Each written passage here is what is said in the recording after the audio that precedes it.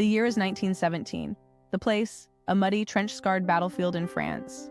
The endless war has dragged on for years, claiming millions of lives and leaving behind a landscape of unimaginable horror. Sergeant Etienne Dubois, a veteran of countless battles, is a shadow of his former self. His once bright eyes are now dulled with the constant presence of death, and his heart is heavy with the loss of his friends and the futility of it all. He leads a small group of French soldiers, each one as weary and battered as the land they fight on. Among them is a young, idealistic soldier named Philippe. Philippe clings to the hope of returning home to his sweetheart, his letters to her his only solace in this hellish place. He sees Etienne as a father figure, a man who has somehow managed to survive the unspeakable. Their days are a monotonous cycle of waiting, punctuated by the occasional artillery barrage or a raid into no man's land. Fear is their constant companion, a gnawing presence that never leaves them. They dream of warm beds, home-cooked meals, and the laughter of loved ones, dreams that seem increasingly distant with each passing day. One fateful morning, the order comes.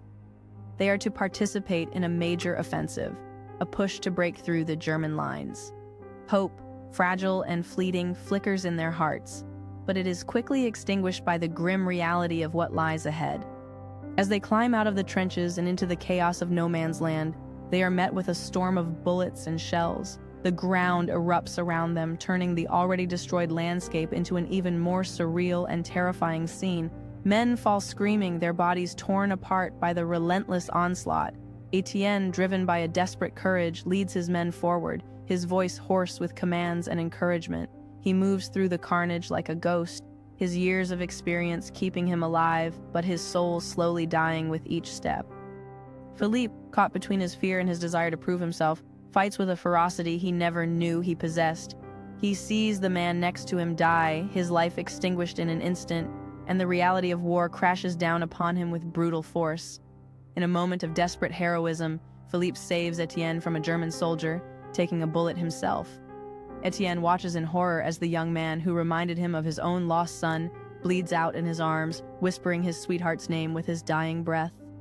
The offensive is a failure, a bloody and futile waste of life. Etienne, the only survivor of his group, returns to the trenches, carrying the weight of his comrades' deaths on his shoulders. He is a broken man, his spirit crushed by the senseless violence and the loss of the young man he had come to see as a son. He writes a letter to Philippe's sweetheart, a task that tears at his already wounded heart. He tries to convey the young man's bravery and his dreams, but the words feel hollow and inadequate. In the end, Etienne is left with nothing but memories of the dead and the bitter knowledge that war is a devourer,